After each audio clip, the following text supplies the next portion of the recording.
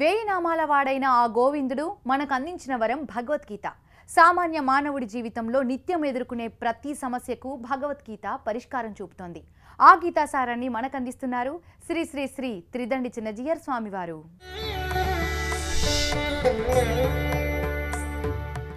ఆపదామపహర్తారం దాతారం సర్వసంపదాం లోకాభిరామం శ్రీరామం భూయో భూయో నమామ్యహం. జై శ్రీమన్నారాయణ. ప్రియ భగవద్బంధులారా, భగవద్గీత యోగ శాస్త్రము అని పేరు. మనకి ప్రతి అధ్యాయం చివర పుష్పిక అని అంటారు.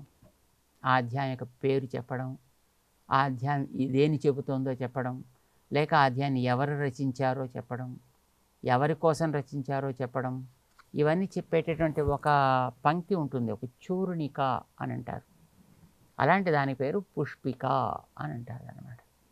ఈ పుష్పిక ప్రతి అధ్యాయం చివర ఉంటుంది. దాంట్లో ఇది శ్రీమద్భగవద్గీతాసు ఉపనిషత్సు బ్రహ్మ విద్యాయాం యోగశాస్త్రే శ్రీకృష్ణార్జున సంవాదే ఏదో ఫలానా అధ్యాయ, ఇది ఇన్నవ అధ్యాయము అని చెబుతూ దీనికి యోగ శాస్త్రము అని పేరు పెట్టారు. యోగ శాస్త్రం అంటే మన వాళ్ళు ఇప్పుడు ఈ మధ్యన కొత్తగా యోగాభ్యాసం చేస్తున్నారు కదా, రకరకాలైనటువంటి ప్రాణాయామాలు, రకరకాలైనటువంటి ఎక్సర్సైజెస్, ఇవన్నీ యోగా అనే పేరుతోటే వ్యవహరిస్తున్నారు. అది కూడా ఒక రకమైనటువంటి యోగం. కానీ భగవద్గీతలో చెప్పేటటువంటిది ఆ యోగం కాదు. యోగం అనే పదాన్ని అనేక సందర్భాల్లో అనేక రకాలుగా ఉపయోగిస్తాడు శ్రీకృష్ణుడు. ముఖ్యంగా మన 2వ అధ్యాయంలోనే వీటిని రకరకాలుగా వాడాను. యోగస్థ కురు కర్మాణి, మనం ఆరంభం చేస్తూనే యోగమునందుండి కర్మలు ఆచరించవయా, మొట్టమొదటి యోగము చెప్పాడు. అంతకంటే ముందు నీకు ఇంతవరకు సాంఖ్య బుద్ధి అని చెప్పాను నేను, యోగమునందు బుద్ధిని కూడా వినవయా అన్నాడు ఆయన. ఏషాతే అభిహిత సాంఖ్యే బుద్ధి యోగేతు ఇమాం శృణు. సాంఖ్యాన్ని గురించి చెప్పా, యోగాన్ని గురించి చెప్తా విను అన్నాడు ఆయన. ఇంకొక చోట అది సమత్వం యోగ ఉచ్యతే అన్నాడు. కర్మసు కౌశలం, ఇదే యోగ కర్మసు కౌశలం. ఇన్ని చోట్ల యోగం అని అంటున్నాడు. ఏమిటి యోగం? ఆ యోగం ఏమిటి, ఈ యోగం ఏమిటి, తర్వాత యోగం ఏమిటి, అది వినే మన యోగం ఏమిటి, ఇది మనకి తెలియాలి కదా. యోగం అనే పదానికి కర్మ అని ఒక అర్థం. చేసే కర్మకే, ఎందుకంటే మనని ఒక పనితోటి తీసుకువెళ్ళి కూర్చుచున్నది కనుక దానికి యోగం అనే పదానికి మామూలు అర్థం ఏంటంటే యుక్, టు లింక్, టు అటాచ్ అర్థం. మనని పనితో తీసుకెళ్ళి చేరుస్తుంది కనుక దానికి యోగం అనే పేరండి. రెండవది, ఒక పని మనం చేసేటప్పుడు ఇది మరొకదాన్ని నేను పొందడానికి సాధనము అనే తెలివి కలిగి చేయడం, దానికి కూడా ఆ తెలివికి కూడా యోగం అనే పేరు. యోగస్థ కురు కర్మాణి. మరొక చోట సమత్వం యోగ ఉచ్యతే. ఇప్పుడు ఆ పని చేసిన తర్వాత అందులో లాభమో నష్టం వస్తే ఆ రెంటికి చెదిరిపోకుండా ఉండగలిగితే దానికి యోగం అనే పేరు. ఈక్వలిబ్రియం అని అంటున్నాం కదా, దాన్ని సమానంగా స్వీకరించగలిగేటటువంటి సమత్వ బుద్ధి, దానికి యోగం అనే పేరు పెట్టాడు. కర్మసు యోగ కౌశలం అన్నాడు. ఇలాంటి ఆ సమత్వ బుద్ధిని సాధించడం అనేది చాలా కష్టమయా అని చెప్పాడు ఆయన. 53వ శ్లోకంలో తదా యోగం అవాప్స్యసి, ఇది చేస్తే నీకు యోగం వస్తుంది అన్నాడు. యోగం చేస్తే యోగం రావడం ఏమిట?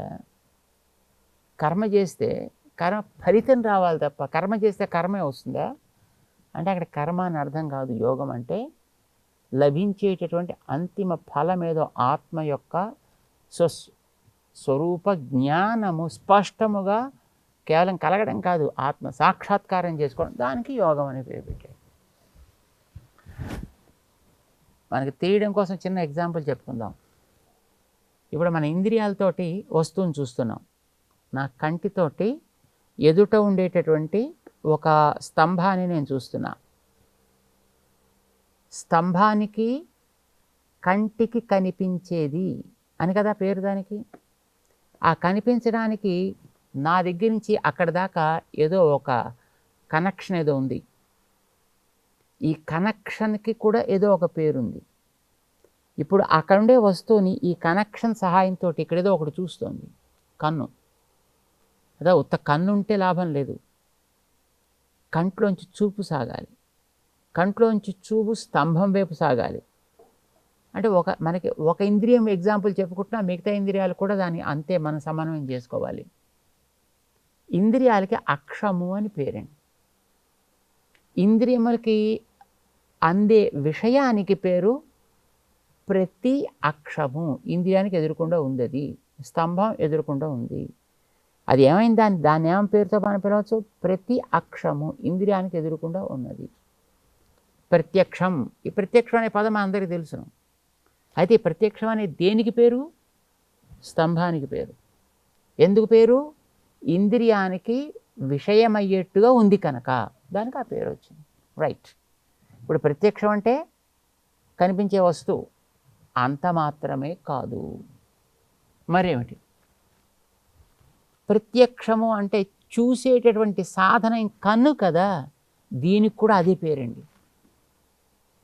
కంటిని కూడా మనం ఏమంటాం? ప్రత్యక్షం అంటాం. కంటినే కాదు, వాసన చూసే ముక్కుని, శబ్దం వినే చెవిని, స్పర్శ తెలిసే చర్మాన్ని, రుచి చూసే నాలుకని, వీటిని కూడా మనం ఏం పేరు పెట్టి పిలవచ్చు? ప్రత్యక్షములు. అంటే ఇంద్రియాలు అని అర్థం. కనిపించే ఈ ఇంద్రియానికి గోచరించేది ప్రత్యక్షమే, ఇంద్రియానికి ప్రత్యక్షమే పేరు. ఇప్పుడు ఈ ఇంద్రియం దగ్గరించి దాని దాకా ఏదో ఒక చర్య జరుగుతోంది, ఆ చర్యకి కూడా మధ్యలో ప్రత్యక్షం అనే పేరండి. అంటే పరికరానికి, సాధనానికి, ఫలానికి కూడా ప్రత్యక్షం అనే పేరు ఎట్లాగైతే ఉందో అట్లానే యోగం అనే పదానికి కూడాను. యోగం అంటే కర్మ. యోగం అంటే కర్మ వెనకాతలు ఉండాల్సినటువంటి తెలివి. యోగం అంటే ఆ తెలివి వల్ల కలిగేటటువంటి సమత్వ నిశ్చయం. యోగం అంటే ఈ నిశ్చయంతో చేసే కర్మ వల్ల తాత్కాలిక ఫలితాలు పక్కకు వెళ్ళిపోయి గొప్ప ఫలితమైనటువంటి ఆత్మ సాక్షాత్కారానికి కూడా యోగము అనే పేరు. I think I'm clear. Confuse చేయట్లేదని అనుకుంటున్నా. ఎందుకంటే భగవద్గీతలో 2వ అధ్యాయం చదువుతుంటే మనకి ఇన్ని చోట్ల వస్తుంది ఇది యోగం యోగం యోగం యోగం అని వస్తుంటే, ఏం యోగం అండి, నాకు ఇలాంటిది ఏదో చదివి యోగం పెట్టారు ఎందుకండి బాబు అని బాధపడే స్థితి రాకూడదు అని మళ్ళీ దాన్ని కొంచెం ఇన్సిస్ట్ చేస్తున్నా, మళ్ళీ కాస్త ఎత్తి చూపిస్తున్నా. ఇది జ్ఞాపకం పెట్టుకుని అది ఉత్తమ ఫలితం అని తెలుసుకుని ఆత్మ సాక్షాత్కారాన్ని, దానికి ఇప్పుడు మనం చేయాల్సిన పనులేవో అది సాధనం అని గుర్తించి ఆ పెట్టాల్సిన బుద్ధి పెట్టి ఇది నీకు చేయతగినటువంటి కర్తవ్యము అనే బుద్ధితోటి చేయవయా. మరి ఇంత తెలియాలంటే వాడు వినాలి కదండి, చదవాలి కదండి. పోనీ చదవకపోయినా చెప్పేవాడు ఎవడో ఉంటే వాడి దగ్గర వినాలి కదండి. విన్నది మనసుకి పట్టించుకోవాలి కదండి. పట్టించుకుంది లోపల నిలుపుకోవాలి కదండి. నిలుపుకుని దాన్ని మళ్ళీ అవునా కాదా అని ఆలోచించాలి కదండి. అది లోపల స్థిరపడేట్టు చేసుకోవాలి కదండి. ఇదంతా వినికిడి వల్ల కలుగుతుంది కనుక వినికిడి అనేది చాలా ప్రధానం. అందుచేత నీకు నిర్వేదం కలగడానికి అదే కారణం, నిర్వేదంతో బుద్ధి శుద్ధి కావడానికి నీకు అదే కారణం. కలిగిన బుద్ధి యొక్క ఆ శౌచాన్ని బట్టి చేసే కర్మ కూడా శుచికలదైతే అప్పుడు నీకు అది మోక్ష సాధన అవుతుంది. నువ్వు ఉద్యోగం చేసేవాడు అయితే నువ్వు చేసే ఉద్యోగం నీకు మోక్ష సాధనమే. వ్యవసాయం చేసేవాడు అయితే నువ్వు చేసే వ్యవసాయం మోక్ష సాధనమే. వంట చేసేవాడు అయితే నువ్వు చేసే వంట నీకు మోక్ష సాధనమే. చదువుకునే స్టూడెంట్ అయినట్టయితే నువ్వు చదువుకునే చదువు కూడా నీకు మోక్ష సాధనమే అవుతుంది. అప్పుడు తెలిసి చేస్తే, if you do that with proper knowledge, proper awareness, ఇది కలిగి మనం చేసామంటే ఏ పని చేసినా నీకు అది మోక్షానికే సాధన అవుతుంది. అంటే నువ్వు శరీరంతో చేసే ఎవ్రీ మూమెంట్, గాలి పీల్చు, గాలి వదులు, కన్ను తెరు, కన్ను ముయ్యి, చెయ్యి చాపు, చెయ్యి ముడు, లే, కూర్చో, పడుకో, తిను, తిరుగు, స్నానమాడు, do any kind of activity that becomes మోక్ష సాధనం. But when you understand that this tool is given for that purpose, the very purpose of this. కానీ ఇలా మనకి నిశ్చయం కలగకుండా చేసేది ఎవరు? ఈ విశ్వాసం మనలో లేకుండా చేసేది ఎవరు? మన వెనక ఉండేటటువంటి కర్మల యొక్క బీజములు. ఈ ఉండే చోటు ఎక్కడ? మన పక్కనే, మనస్సే. పెద్ద ప్రమాదం అక్కడే వచ్చింది. కర్ణుడికి ఎదురుకుండానే సారథిగా కూర్చుని శల్యుడు, మహా చేసేవలే నువ్వు, మహా గెలిచేవలే వాళ్ళందరినీ, నీ బలం మహా గొప్పదేలే. ఏమంటారు దాన్ని? శల్య సారథ్యం. అంటే ఎప్పుడు డిసీవ్ చేయడమే, ఎప్పుడు ఎంకరేజ్ చేయడం అనేది ఉండదు వాడిని. ఎప్పుడు deceiving. How can he win? ఇప్పుడు ఒకసారి ఏదో ఒక్కొక్క చోట్ల ఓడిపోయినా పర్వాలేదులే, బాగా చేసావు, కమాన్ నెక్స్ట్ టైం డూ వెల్ అని అంటే వాడికి మళ్ళీ కొత్త ఉత్సాహం వచ్చి వాడు బాగా చేయగలుగుతాడు. వాడు బాగా పెర్ఫార్మెన్స్ ఇచ్చినా ఉద్ధరించేవాళ్ళే పెద్ద ఈ మాత్రం దానికి అన్నాడు అనుకోండి, టెరబుల్గా పాపం డిసీవ్ అయిపోతాడు. ఉన్న శక్తి కాస్త నాశనం అయిపోతుంది వాళ్ళు. చూసింది. సో మనకు కావాల్సింది మొట్టమొదట సరి అయినటువంటి ప్రోత్సాహం, సరి అయినటువంటి వినికిడి, సరి అయినటువంటి స్పష్టమైన జ్ఞానం, ఇది కలిగించుకోవాలి. అందుకే ఇది కలగకుండా చేసేటువంటి మనస్సు మీద దృష్టి పెట్టు. నీకు వెనకాతల నీ గాలి తీసేసేది, లేదా కర్లేని చెత్త చెదారాలు పట్టుకొచ్చి లోపల పోసేది మనస్. Be careful with your own మనస్. నీకు మనస్సు కోఆపరేట్ చేస్తే you can do anything in the world. మన ఏవ మనుష్యాణం కారణం బంధ మోక్షయో. మనిషి పాడయ్యాడన్న మనస్సే కారణం, మనిషి బాగుపడ్డాడన్న మనస్సే కారణం. బంధాయ విషయాసంగి. అక్కర్లేని విషయాల్లో తీసుకెళ్ళి నేను ముంచేసే మనస్సు నేను నాశనమే చేస్తుంది. మోక్షాయ నిర్విషయం మనః. ఈ చెత్త చెదారాలు లోపల లేకుండా చేసావా, అది నేను చక్కగా దీంట్లోంచి బయటపడడానికి తోడ్పడుతుంది నీకు. తమాషా ఏంటంటే ఇంజన్లో మురికి చెత్త కలిసినటువంటి ఆయిల్ లేకుండా ఉందనుకో పర్వాలేదు, అది ఏ కెరటాలు తాకిడుకో గాలిబాటుకో ఏదో నాటికి ఒడ్డు చేరడానికి అవకాశం ఉంది. కానీ దాంట్లో చెత్త చెదారం ఉండేటువంటి ఆయిల్ ఉందనుకో అది ఇటు తిరిగి అటు తిరిగి వంకర తిరిగి నిన్ను ముంచేసే ప్రయత్నం చేస్తుంది. సో ఫస్ట్ ఆఫ్ ఆల్ అవసరమైంది మంచి ఏదో నింపినా నింపకపోయినా అక్కర్లేని చెత్త తీసి ముందర బయట పారే. ఇప్పుడు మన వాళ్ళు చెప్తుంటారు కదండి, నువ్వు ఆహారం అవసరమైంది మంచిది నువ్వు తినగలిగితే తిను, లేకపోతే మానే, దానివల్ల పెద్ద వచ్చే నష్టమేం లేదు. అక్కర్లేని చెత్త తినకుండా ఉంటే చాలు. ముందర అక్కర్లేని చెత్త తినకుండా ఉందా అనుకోండి, లోపల పాడు చేరకుండా ఉంటుంది. అవసరమైన చెత్త తినకపోతే కొన్ని రోజులు నీరసంగా ఉంటావు, ఈ శరీరాన్ని ఏదో కొంతవరకు అదేదో వాడుకుంటుంది, తర్వాత మంచిది తినగలిగితే బెటర్.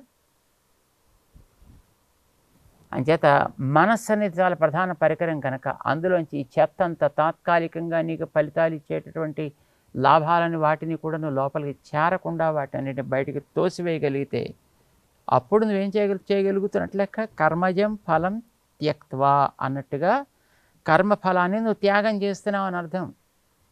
అప్పుడు నీలో నిర్వేదం కలుగుతుంది, అప్పుడు నీ మనసు క్లీన్ అవుతుంది, అప్పుడు నువ్వు శ్రోతవ్యస్య శృతస్య విన్నదానికి వినవలసిన దానికి కూడా నీలో ఒక రకమైనటువంటి ఉత్సాహం కలుగుతుంది, వినే శ్రద్ధ పెరుగుతుంది. అది మొట్టమొదటి ఏం లేకుండా చేయండి. ఆ తర్వాత అందులో నింపాల్సినవి కూడా నింపాలి కనుక నాయన నింపాల్సినవి పెద్దల ద్వారా మనం మంచి విషయాలు, ఏమిటి ఆ మంచి విషయాలు? ఇక శాశ్వత ఫలం ఇచ్చే ఆత్మ తెలుసుకో, పరమాత్మ తెలుసుకో. ఇక లోకంలో అంటావా, నీవు ఏ లక్ష్యం పెట్టుకున్నావో ఆ లక్ష్యాన్ని, దాంట్లో ఉండే గుణాలని, దానివల్ల కలిగే లాభాలని, దాని మీద దృష్టి పెట్టు. మిగతా అని పక్కకు పోతాయి. నువ్వు ఐఏఎస్ పాస్ కావాలనుకుంటే మిగతా సినిమాలు చూడడం, గేమ్స్ ఆడడం, మరొకటి చేయడం పక్కన పెట్టేయి. అదే తలుచుకుంటూ ఉండు, దాన్నే వింటూ ఉండు, అందులోనే మంచి వింటూ ఉండు. Yes, if not today, tomorrow definitely you will be able to win over that. తప్పకుండా దాన్ని పొందగలుగుతావు. ఇది మనకి చెప్తున్నారు అనమాట. వినాలి. ఈ వినడం ఎట్లాగో అదొక పెద్ద కళ. ఇది నేర్చుకోవాల్సిందే తప్పనిసరిగా. 53వ శ్లోకంలో ఆ వినికిడి యొక్క లక్షణాలన్నీ కూడా శ్రీకృష్ణుడు అద్భుతంగా మనకి వివరిస్తాడు. తెలుసుకుందాం. జై శ్రీమన్నారాయణ.